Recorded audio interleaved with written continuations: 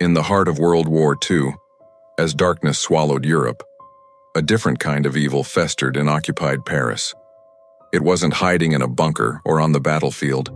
It was hiding in plain sight, behind the respectable door of a doctor's office. He was a man sworn to heal, a beacon of hope in a city of fear. But behind the elegant facade of 21 Rue Le Sueur, he built a house of horrors so twisted, so vile, that even the Gestapo mistook him for one of their own. They called him Dr. Satan. And this is the story of how one of France's most respected physicians became its most feared killer. The story begins in 1897 in the quiet French town of Auxerre with a boy named Marcel Petiot. From the start, something was deeply wrong. At just 11 years old, he brought his father's revolver to school and fired it in the middle of class, just to watch the chaos unfold. That same year, he was expelled for propositioning another student.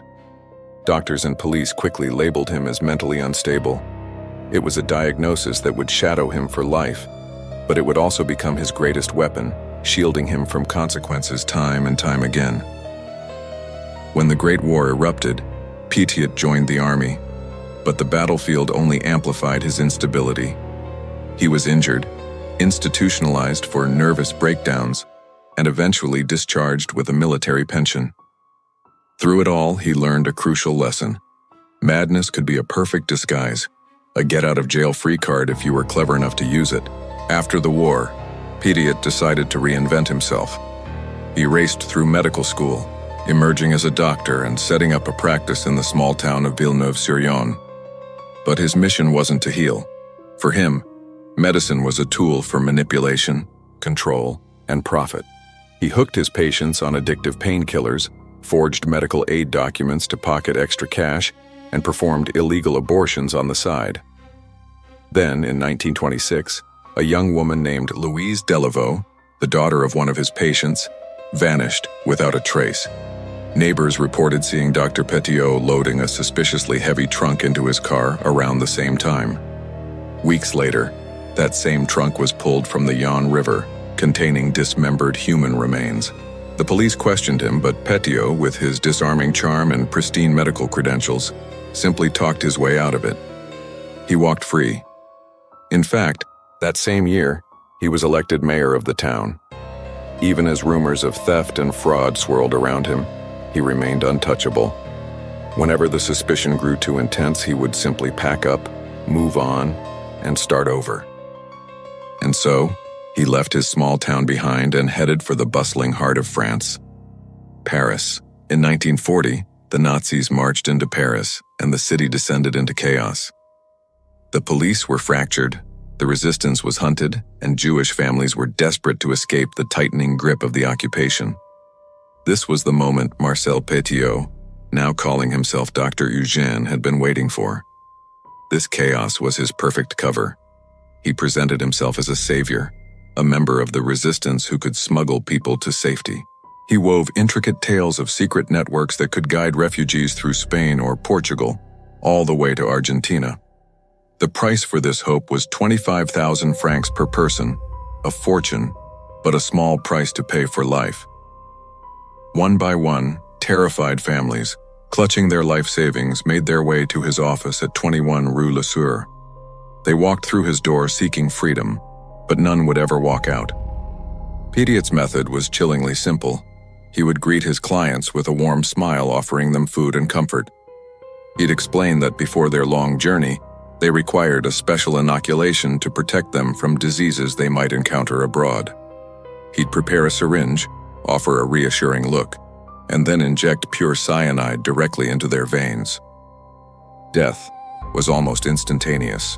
Once they were dead, he would meticulously strip their bodies of everything valuable: jewelry, cash, and identity papers. Then, the grim task of disposal began. At first, he dumped the bodies into the Seine River, but that soon became too risky. So, he transformed his own home into a personal crematorium. He dug lime pits in his basement to dissolve flesh, built a soundproof chamber to muffle any noise, and installed a furnace that burned day and night. The neighbors began to complain. A foul-smelling black smoke often billowed from his chimney, clinging to the air with the unmistakable stench of burning meat. When confronted, Pétion would calmly explain that he was simply disposing of German bodies for the resistance. His lie was so audacious, so convincing that even the Gestapo believed him. They thought Dr. Eugène was one of their own agents, secretly executing traitors and informants. The terrible truth was he killed indiscriminately Jews, resistance fighters, common criminals, anyone who had the money to pay for his false promise of escape.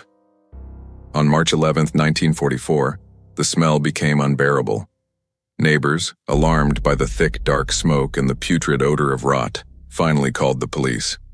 Firefighters broke down the door to 21 Rue Le Sueur and stumbled into a scene from a nightmare. The walls were stained with blood. Piles of suitcases and clothing were stacked like grotesque trophies. And the basement? The basement was a human slaughterhouse. Skulls were found in buckets. Bones were dissolving in lime pits. And half-burned limbs were still inside the furnace. Investigators quickly identified 10 bodies, but they knew the ashes held the secrets of dozens, perhaps hundreds more. But Pétion was gone. He had vanished into the chaos of war-torn Paris. For 7 long months he hid in plain sight, even joining the French forces of the interior. He brazenly told people he was a resistance hero and that the bodies found in his home were German collaborators he had executed. And for a while, people actually believed him. He was a doctor, a war hero.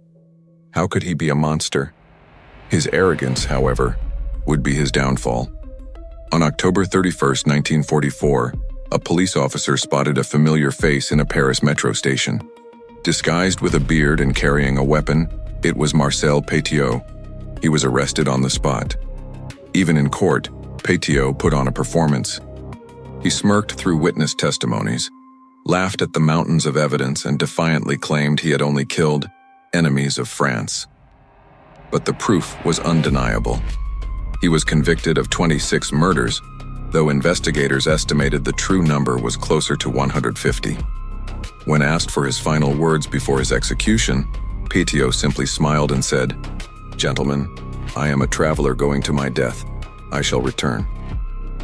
On May 25, 1946, Marcel Pétion, Dr. Satan, was executed by guillotine. Witnesses swore that as his head fell, the faintest trace of a smile still lingered on his face. After the war, the House of Horrors at 21 Rue Le Sueur was demolished. The ground has long since been rebuilt, and a new building stands in its place. Yet, some locals still claim that on certain nights when the Paris streets are quiet, the faint smell of burning flesh returns, drifting through the air. And if you stand long enough under the street lamp outside number 21, some say you can still hear the distant echo of a furnace, and the quiet whisper of a man who believed he could hide pure evil behind a doctor's white coat. Stay curious and stay safe.